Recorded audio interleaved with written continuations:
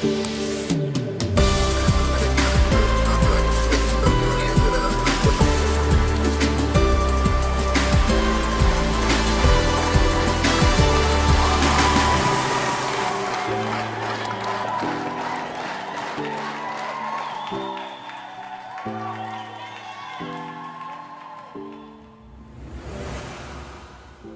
have made it to our last session. We've had a bonanza of sessions today. Oh, this is our whopping 5th session, but we've covered everything from leadership to strategy to change to curiosity.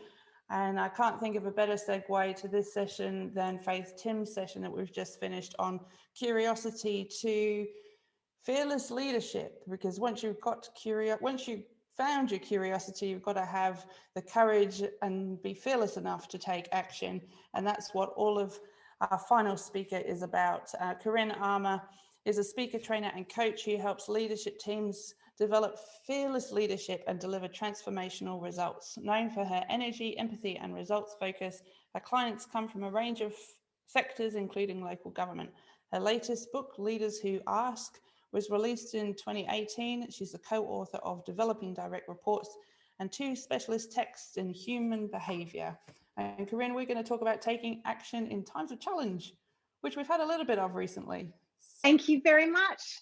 The 5th session, my goodness, it's great to be here. So thank you. Thought we might start with the bleeding obvious. In 2020 started out really well. The beginning of a new decade. It was so exciting. And then it was all like massive deflation after that. You know, who thinks last year was tough? You know, just in the chat box. Hello, Leah, cooking dinner. Fabulous. I'm seeing in the chat box. If you think last year was a tough year, just let us know. Because I think most of us, there were benefits, but most of us found last year really tough. But what I'm curious about, picking up on your theme of curiosity, Julia, is, and I wonder if you've also seen any unexpected growth. Yeah, Sarah, Sue, as you've said, yeah, so rewarding, unexpected growth. And I don't just mean here around the waist, because what we've seen through this time is some extraordinary leadership, the type of leadership that I refer to as fearless leadership. Yeah, growth hurts, but it was worth it. So true. So we've led through really challenging times, and that takes courage because we've faced so much individually. We've faced so much as a community. We've had external challenges and then those internal fears that accompany them, all really real fears. And yet, right through that, have you noticed how some people have had the courage to lead, you know, to truly lead, despite all the fears around them and the fears within them? They've found a way to access untapped potential in themselves and potential in others. Because when we know where to focus, fearless leadership is available to all of us. And right now, we need everybody stepping up to be their best. To do that, we need to know how to work with fear. Now, Eddie Rickenbacker was an American fighter pilot in World War I. So he had 26 aerial victories. So I reckon in that time, he learned quite a lot about fear. And courage is doing what you're afraid to do. There can be no courage unless you're scared. Now, how true is that? We cannot be courageous unless we're afraid. So I'm wondering if you've ever felt yourself so paralyzed by fear that you couldn't move a muscle. You know, your heart's racing, your brain's in meltdown. And in that moment, you can't focus on anything. You can't function at all. And that's what happened to me in this place.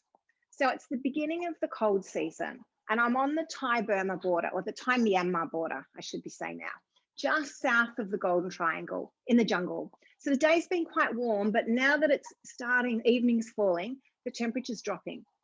I'm 27 years old, I'm full of hope, and I'm ready to take on the world. And I'm sitting cross-legged in this house on the floor of my bamboo hut, a small table in front of me, and I'm looking out over the school buildings, you know, more long, low bamboo structures like this one. And they're all looking pretty foreboding in the fading light, because this is my first night there. So it's that lost time at the end of the day. It's known as the gloaming. You know, the time between day and night, between light and dark, between the seen and the unseen. So I'm in Bellathor refugee camp. So this is a jungle refugee camp on the edge of a war zone. And my whole body is paralyzed, just completely frozen with fear. And I lose track of the time. Now, we all know this is flight, fight, freeze. So this is freeze to the absolute extreme. And to this day, when I reflect on that night, I actually don't know how long was I sitting there. You know, was it a minute? Was it an hour? It felt like an eternity. This fear was just so overwhelming, so all-encompassing that I lost this chunk of my life. Now, I had hoped it would be the time when I went out with a used car salesman, but apparently you don't get to choose which bit of your life you lose. But what happened next? What happened next will stay with me forever. Have you ever had someone walk into your life who changed your perspective on everything? I was just about to receive my greatest leadership lesson, and from a most unlikely source. Because I learned in that moment that real human connection, like that heart-to-heart connection, it goes a long way towards helping us be safe enough to find the courage to do what's necessary. And in each of us, there's going to be that time where we need to step up, where we're required to do things we don't want to do, maybe that we don't even know how to do. We've all done that in the past year. And in my experience, people are stronger and smarter and braver than they give themselves credit for. And the interesting thing, the leader who taught me my greatest leadership lesson, she wasn't how you'd expect a leader to show up.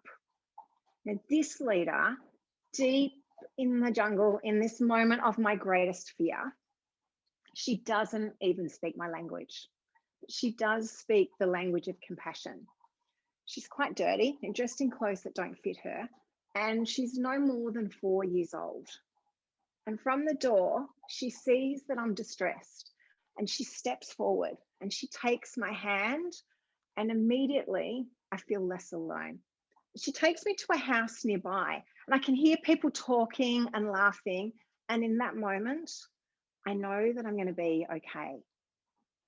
So how is it possible that Normaypur, this little girl, she's able to see my fear and she's able to lead me to what becomes my new community, my new home?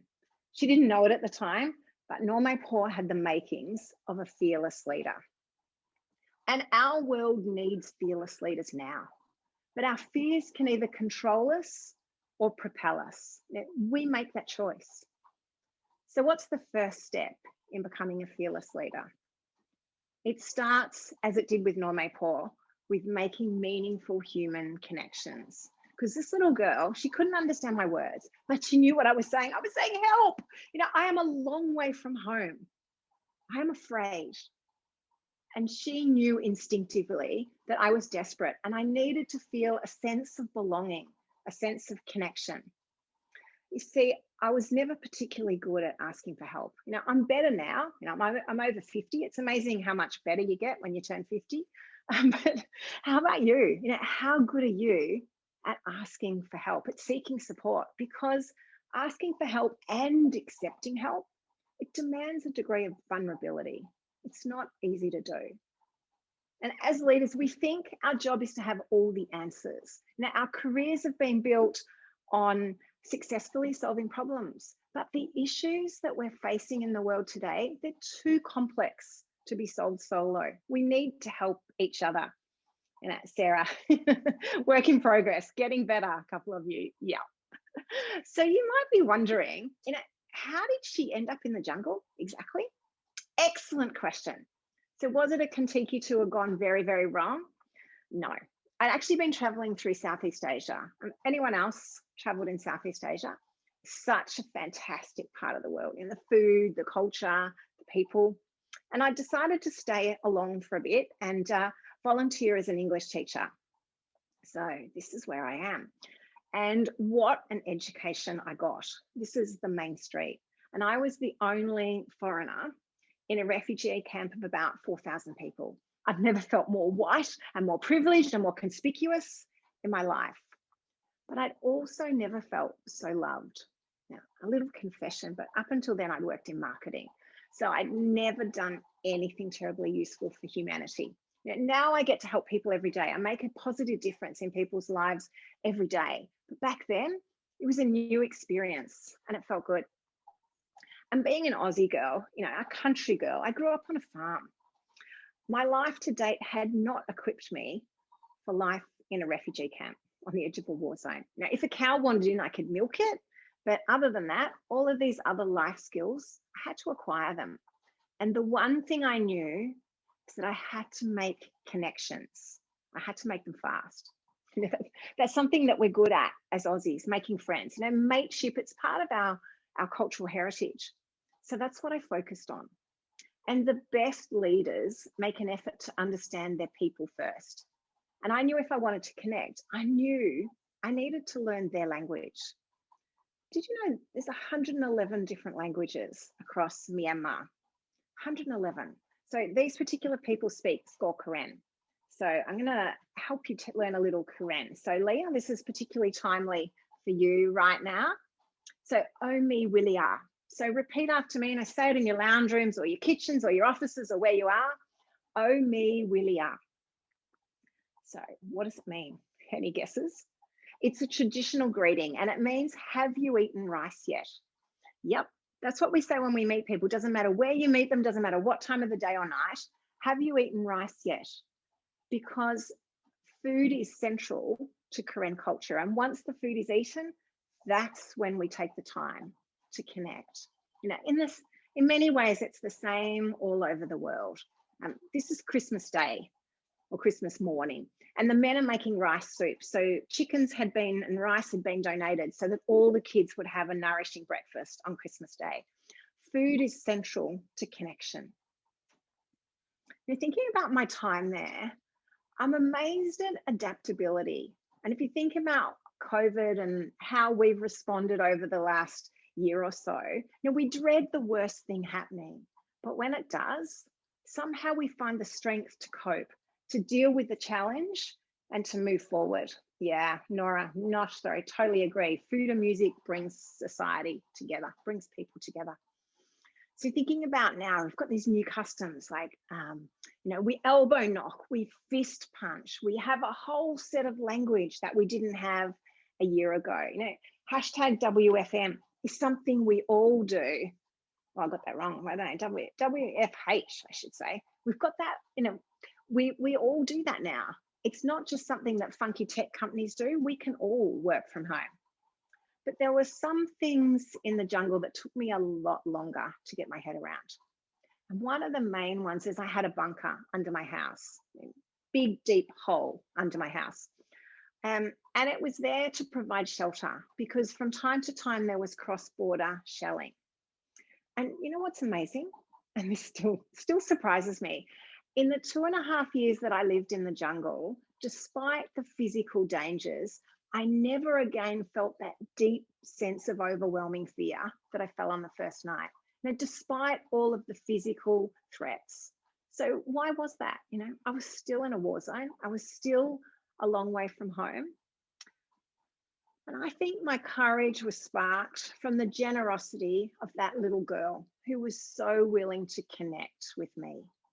And sometimes leadership can emerge from the most unlikely places, from the smallest gestures, because leadership is an action, not a title. And thankfully, there are leaders who are confident and capable of making these deep human connections.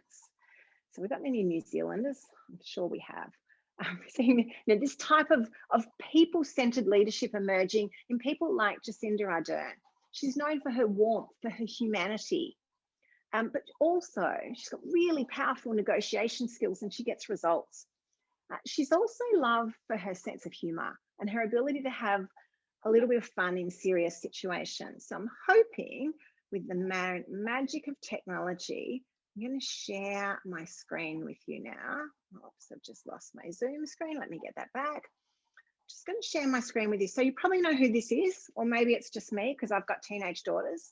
Ed Sheeran. So pretty amazing singer. And let me share this. I can do that. And Play. Hey New Zealand, I can't wait to see you very Julia, you soon. can I'm hear not that? yet a citizen of New Zealand, but I'm working on it.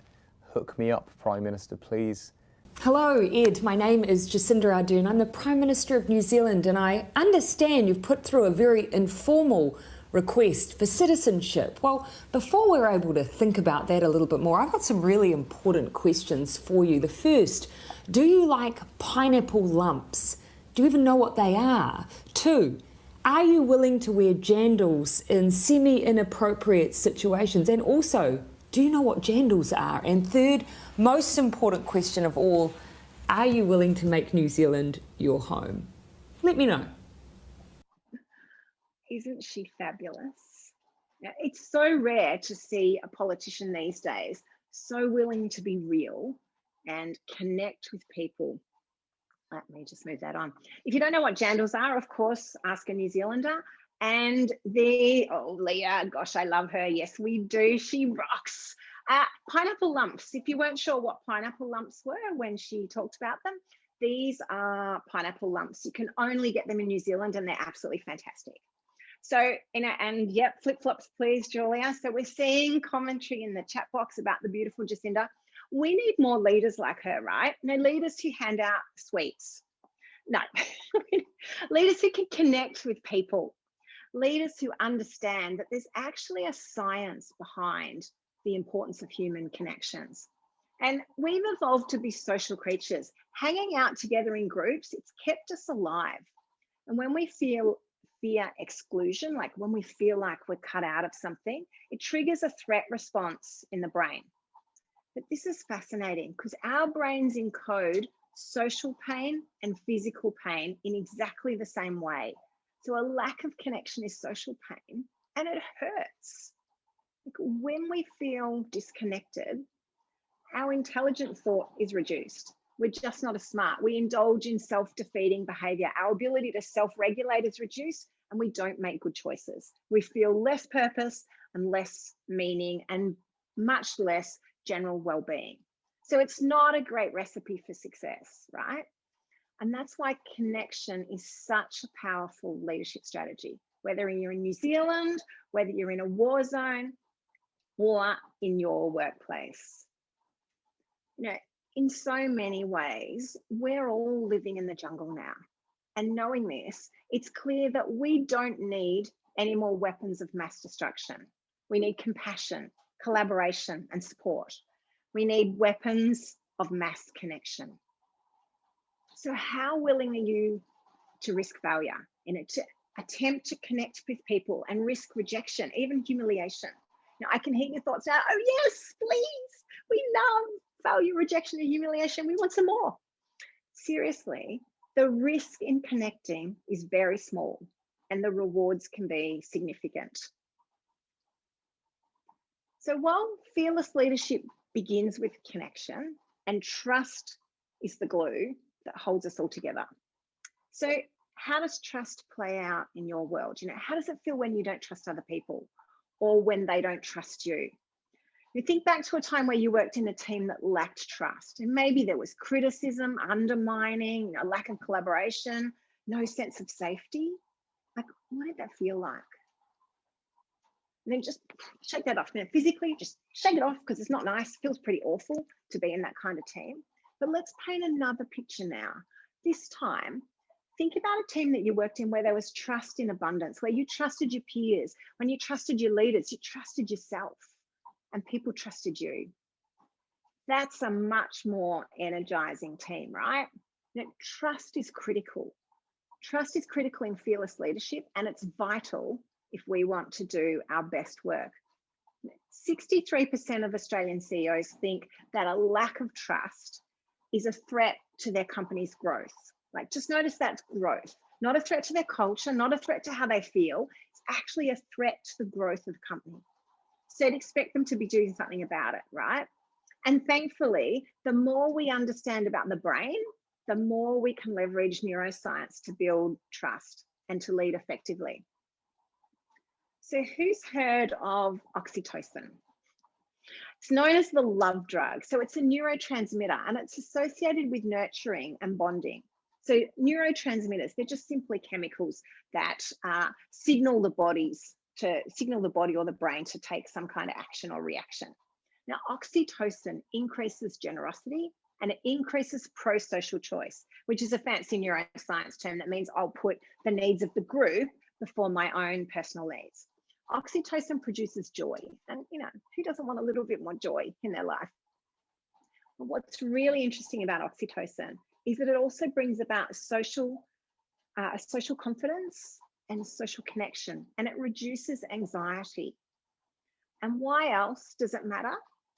When we're in the presence of people we trust, we actually produce oxytocin. So all those benefits I just talked about, we get more of them when we're in the presence of people we trust, which means we feel safer, we feel more connected, even during times of stress, when we're around leaders and other people we trust. So we're more resourceful and we're better able to deal with the situation we're facing. So look, if you're only convinced by some numbers, let's give you some numbers. And these won't surprise you given what we've just talked about with the brain.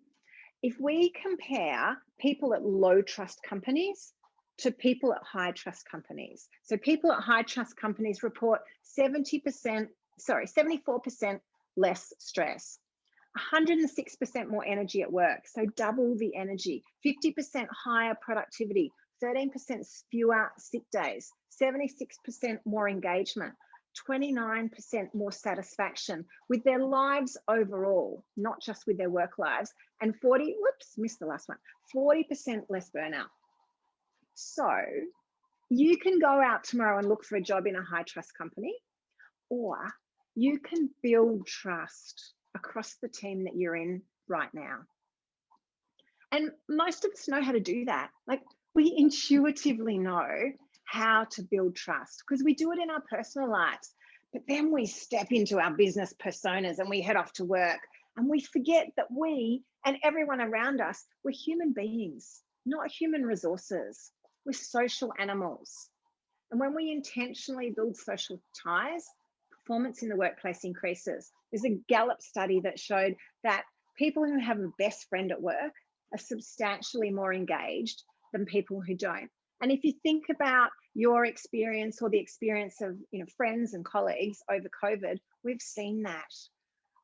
On the upside, as leaders, we've had the opportunity to learn more about our colleagues. We've been able to extend relationships because we can literally zoom right in to other people's lounge rooms, to their dining rooms, and to their homes. We've met their husbands and their kids and their pets and puppies. I don't know where all these puppies came from, but what I'm even more concerned about is where are all these puppies going now that people are going back into the workplace. But the flip side of that is that the challenge from working from home is we lose that bump factor. When you just run into someone in the hallway or in the coffee queue. So we need to be much more intentional about how we build relationships and how we foster trust. Citigroup survey found that nearly half the number of employees that they surveyed, and this was quite a big study, would give up a 20% raise for greater control over how they work. In other words, I'll give up a pay rise if you trust me more to have control over my work. Now, turns out they didn't need to do that because someone organized a global pandemic and we've been forced, some of us kicking and screaming, into trusting our people and giving them discretion over their work. And as I've been having conversations with people about what they have enjoyed whilst they've been working from home, the constant theme is autonomy. The ability to work out how and when I'm going to do my own work. And this autonomy is inherently rewarding to our brains, which, just as an aside, and you already know this, is why we hate working for micromanagers. And no one ever admits to being a micromanager, but they're out there. So this is just one reason why creating a trusting environment generates better business outcomes and better personal outcomes. So as you reflect on that growth that you've had over this year, what part has trust played in that? How have you become more trusting? What could you do to maintain those higher levels of trust as you create this new hybrid workplace? Fearless leadership is the courageous shift to engage in essential conversations that move us forward. And trust is critical to that. Trust is empowering. And a fearless focus on trust generates better business outcomes. Now, I'm sure in your life, you've had remarkable influence on many people. And maybe you're not even aware of that impact that you've had on other people. But as leaders, that's the potential that we have. And in my first week in the refugee camp, these two English guys turned up. They were teaching in a camp south, and they had taken it on themselves. They'd heard I was new Aussie chick in the area. They'd taken it on themselves to come and show me the ropes. And one of the things they taught me was how to get into Burma illegally. So it turns out that the locals would build a bridge, just like the one you see in the picture here. And they build the bridge in the dry season when the river was low, cross over it backwards and forwards right through the season. And then as the rains came and the river level rose again, the bamboo would wash away, and they'd do it again next year. So I probably should be clear here. I'm not sanctioning illegal border crossings. You know, it's not allowed. International law forbids it. But I was an Aussie girl on an adventure. So when one of the blokes said, "Are you coming?" I said, "Yep." And, you know, on one level, it was just as you see it, a simple bridge, a simple river crossing, but it was so much more, because I crossed illegally from the safety of safety of Thailand into Myanmar or Burma, where there was a civil war going on. And that decision was one of those like sliding door moments that's changed my life forever. Because on the other side of the decision to cross the river, I met another amazing leader, Min Thain. He was a fascinating man operating in really dire circumstances because, like so many others that I met in the jungle, he was a guerrilla fighter. I mentioned this to some kids recently and they said, you know, does he fight monkeys? I said, maybe, but I don't think so. He was a revolutionary fighting for democracy in Burma. And Min Thain didn't grow up intent on being a guerrilla fighter. You know, there was no grand plan, no sense of glorifying war. He was actually a student. And from our comfortable vantage points, you know, here this evening in our lounge rooms and our homes and our offices, you know, it's hard to imagine what these people were forced to fight for. You know, it's something that we take for granted, democracy and free speech. But there was a civil war and people like Min Thain followed their beliefs. So just a really quick 30-second history lesson. Burma, which is now called Myanmar, so I tend to use them interchangeably, has a really confronting past, and a confronting present, actually. If you've tracked any news reports since the 1st of February, you would have seen Myanmar in the headlines. So in 1988, there was popular democratic uprisings right across Burma, and the Burmese military, not willing to give up power or to be challenged in any way, gunned down thousands of students as they marched peacefully in the streets. It was absolutely horrendous. And sadly, it's actually happening now in Myanmar, only at least now there's a greater media presence. So I took this picture 3 weeks ago in Melbourne, and each of these photos represents somebody who in the previous 3 weeks had been killed by the Burmese military while they were peacefully protesting.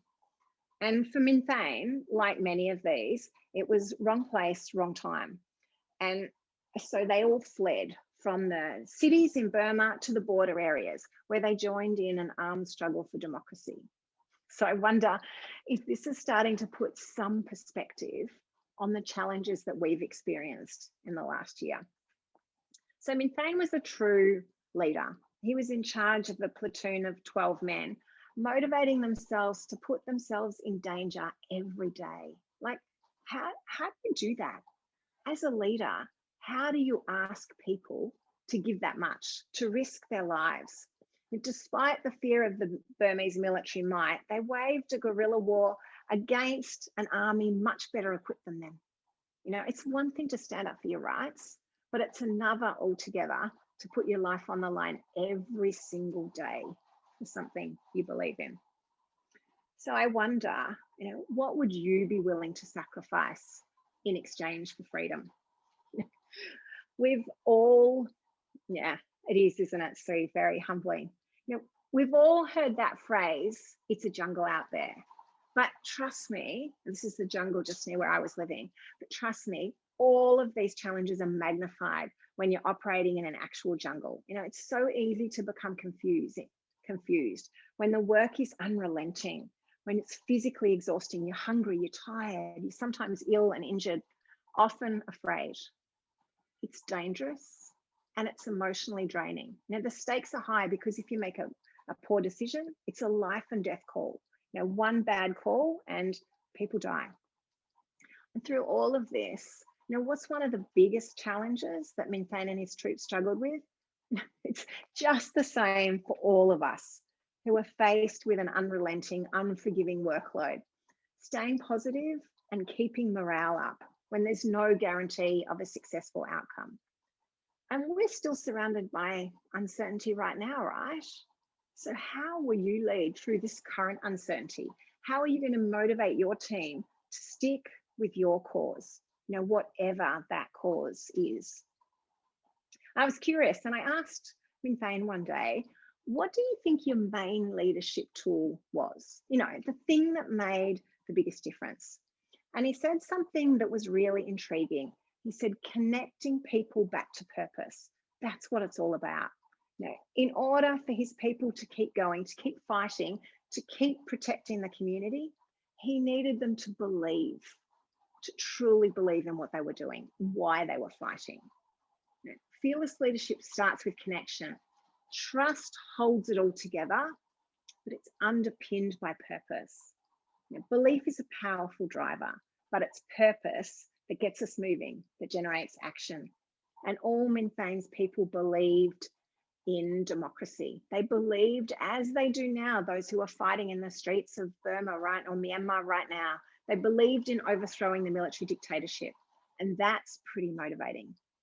Now, we've all got different versions of what constitutes motivation, and often it centers around a challenge. Now, you know, what's the big three for all of us? It's always said to be starting a new job, moving house, losing someone we love. And I reckon we can add a fourth now, which is living through a global pandemic. And these are the things that get to us, the things that can affect our usually calm demeanor. And, you know, it's not always easy to deal with this.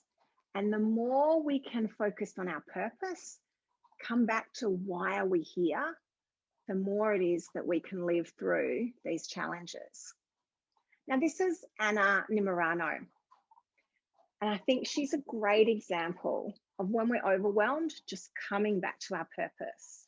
So if you look around you now, there's amazing people who are seeing beyond the trivial, who are standing up, who are pushing boundaries, challenging the status quo and fighting for what they believe is right because they have a clear purpose.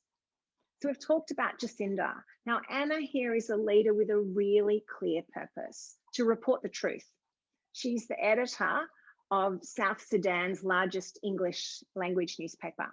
And in South Sudan, it's not an easy place to report the facts. Hundreds of thousands of people have died in the civil war over the last 5 years. And although the Constitution enshrines press freedom, the government doesn't like to be criticised, just like Myanmar. Journalists are murdered, but Anna believes what she's doing is right, and she believes in her role to do it. And she knows that leadership takes courage. Now, you don't have to be a freedom fighter or an activist to be a fearless leader. You just need to be courageous. You need to be clear on your purpose, and you need to be able to leverage your position to help others. So what truly matters to you that you would fight for? Now, literally and figuratively, where could you show true leadership by fearlessly focusing on your purpose? And you know what? Before Greta Thunberg was Greta Thunberg, Swedish environmental activist and global influencer, she was Greta Thunberg teenager. Now, leadership is not a title, it's an action.